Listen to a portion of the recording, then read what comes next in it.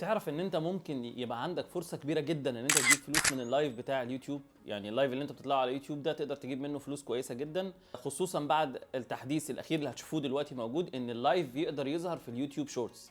يعني وانت بتعمل سكرولنج لليوتيوب شورتس عندك في الفيد، اللايف بتاعك هيبقى طالع. شروط اللايف سهله جدا: 50 مشترك، يبقى عندك على القناه بتاعتك 50 مشترك، تبقى عامل فيريفاي للاكونت بتاعك اللي هو برقم التليفون. يعني هتتمتع بعد كده بكل الميزات الحلوه بتاعت اللايف بقى، انك انت ممكن تدعو حد ان يطلع معاك لايف، تسكادول اللايف ده، او ان انت تعمل له جدوله ينزل في يوم معين، انك انت تمودريت الكومنتس اللي موجوده، كل بقى الميزات اللي انت تتخيلها بتاعت اللايف بتاعك.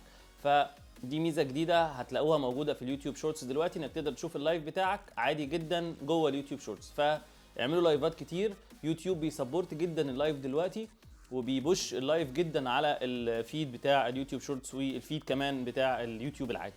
فيا ريت اكون فدتكم بالمعلومه الصغيره دي. ما تنسوش تعملوا سيف للفيديو وتعملوا مشاركه مع اصحابكم، وتعملوا سبسكرايب وفولو لو عجبكم الفيديو. شكرا لكم.